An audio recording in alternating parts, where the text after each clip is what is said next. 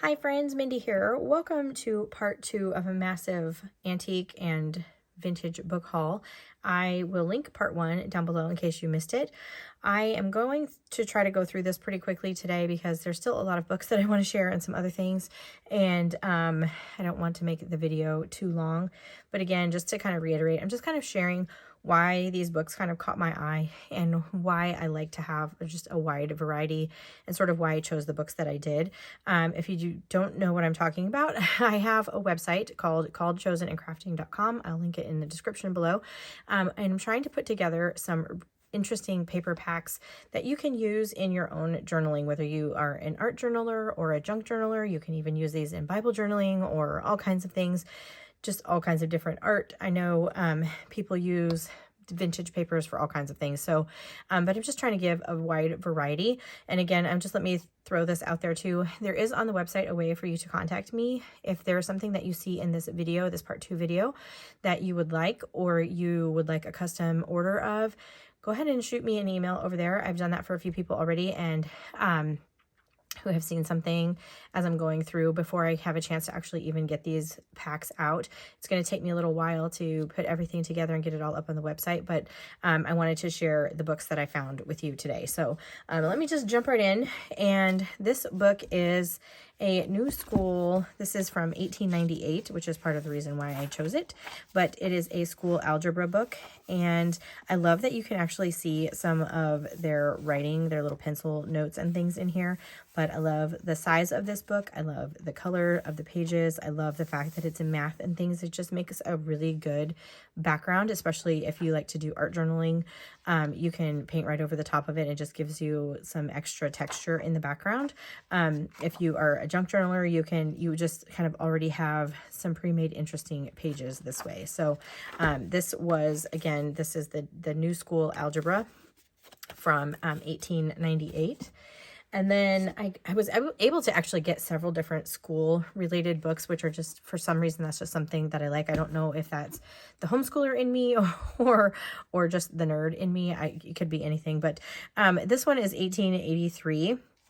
The first few pages do have a little bit of damage to them, but for the most part, this book is really in good condition, and it's just a 5th reader. So there are a few missing pages here and there in here, but a lot of just really good. So you have like different passages, excerpts of things, poetry, different things in here. Really like this one as well, and I just love the age of this one. And then we have this one, which is an International Self-Pronouncing Reference Library, which I think is so cool. This is illustrated, and it has the 1910 census edition on it. So you can actually see on the edges of these pages, you can see the marbling on the foredge of the paper, which I think is so cool. So this is actually done in 1911, and a couple of these pages up at the beginning have ripped out, but I just love this. And this page actually I just really like it. It's a compendium of information and instructions. So just a great collection of things, but there's really interesting drawings and different things in here as well, because it's basically an encyclopedia, but it's called a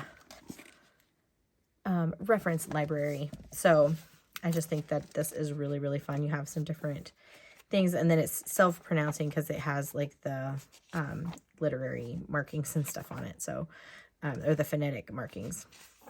But I love all the little drawings and everything in there, so thought that one was a lot of fun. This one is Elementary Music from the Music Education series. I love that somebody wrote and they're practicing their little treble clefs in the front. This is from 1923. This is a children's book, music book. And so the same way that I like the different fonts and the different kind of styles of music, it's how I feel, or styles of like the different fonts, the different sizes, the different styles of all of that. It's this, I feel the same way about music. So I love what some of these that just have, like, they're obviously children's songs. So you just have the treble clef and you have the really bold kind of notes, and then you get these cute little drawings with them sometimes. And so I love everything about that. And I love that sometimes you'll get really technical music, but I just really like the wide variety of those. And so that's kind of what I'm looking for when I'm looking at getting different types of music type books.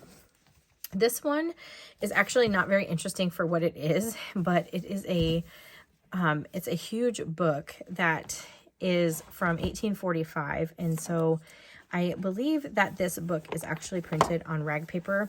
And I've mentioned this in my other videos, but if you get a rag paper book, the feel and the texture of this paper is so much different that you automatically know. And and you can kind of tell with the way some of the pages look when they're printed. And so, but this one is really interesting. It's got a lot of like tables and graphs in it that I think are interesting. Obviously this is, you know, just a report of some kind. And so it's not going to be super interesting, but the paper on it is so good. So it's just going to hold up really well. It's like you can tell it doesn't feel brittle. It's really, really good paper. And I was really excited to find such a big book of it. And love the marbled cover of it. Just so good. Yeah, it's a patent office report. So 1845 patent office. I love that.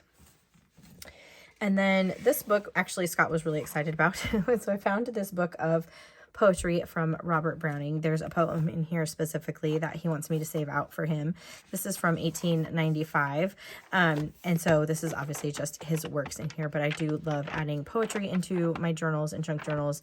Again, you have that same, everything's kind of just laid out differently. You have different texts and different fonts, just a lot of fun. So once I pull out the poem out of here that he wants, then I'll be able to do something more with that. But that is poetry from Robert Browning. I had, in the last video, there was also some poetry from Wordsworth in there. So this one was a lot of fun too. This is a good reading for high schools, 1931. So this is a textbook that you can see has been well loved, and lots of different names in here in the cover, and then some different notes about some historical timelines. And then you just have different things about prose. You have some poetry in here. There's a lot of like pencil notation in this one. So hopefully if you get some of these pages, you won't mind that too much. But I think that's what makes it interesting to me. But also the paper in here is so good. And so it's like really, really smooth. I know that sound, oh, there's a little drawing for you. So sorry, excuse my cough. I'm still not 100%. But I really love like these papers that are, they're not glossy, but they're just like, they're smooth like that. So, really love that one. So that is for high school. And then I have some other books I'm going to have to get off camera here because they're really larger books. This one is from 1932. This is actually a geography, and it's the story of the world we live in, which is the subtitle of this book. So this is Van Loon's geography, but I love all of these like little pencil drawings and different things in here. So interesting. And one of the other things that I love about books like this, excuse me, if you are somebody who likes to create your own ephemera and do those kinds of things, because this is already a vintage or antique book and it's already got that really aged, like the patina around the edges of it. It's so easy to just take these wide margins when they have them like this, which is one of the reasons why I picked this book. You have these nice, huge margins. If you have some Tim Holtz stamps, you can stamp along these wide margins, cut it out, and you have vintage ephemera basically already in the making because you're working on vintage paper. But I just loved all of the images and drawings, his pencil drawings in here. I just think it's so cool. So this was really an interesting book to me. So that's why that one ended up on its way to my house. And then I got a few other books. Now I got another typewriting book. Have you seen some of my other haul videos? I did get a couple of other ones that are typewriting books, and I love them, but I love this one because this is from it's 1938. I'm going to try and get where you can see, but what I love about it are the pictures of the typewriters in here. So I love obviously all of the typing and the fonts and everything, but in here, kind of toward the front, there are the hand positions, but look at these old typewriters. So the other ones that I have are more like the electric typewriters and everything, but these are just those nice old typewriters. I just thought that was so fun. So 1938 for that one. And I got another music book. This is a singing youth book from 1935. And I love this one. Again, it's so different the way that they are set up. So you have all of your parts on this one. So you have your excuse me, I'm so sorry. You have your two treble clefs and your bass clef, differing parts on here, because this is a book for singing youth, and I love it. So I just love all of the different songs. So good. So I was really excited to find this book in such good condition. And again, the paper is really nice and smooth. And that's going to be a lot of fun to include. And then this one I just kind of found by happenstance, and this one is not super old. It's 1974, but I picked it up, and then I put it back down, and then I picked it back up, and then I put it back down. And I ended up just bringing it home with me because I thought it's so fun. It's basically a children's book. Obviously, it's nursery rhymes, but I loved all of the little, just the drawings. I just think it's going to be so fun. And then you have these really bold pages here with some alphabets. You have just all of the nursery rhymes in here and these fun drawings. There's even a section in here, let me see if I can find it, where it goes through the entire alphabet on these really bright, bold pages. I just think these would be such a fun addition to a junk journal if you were doing like an altered little golden book or something like that. Just to kind of have some of these in here. Very, very cute in my opinion. So best loved nursery rhymes and songs. And I have some other music books that I grabbed as well. These are all kind of larger ones. This first one I grabbed is, I think it's from the early 1930s, like 1936, from what I could tell. But this is actually, these are exercises for the trumpet.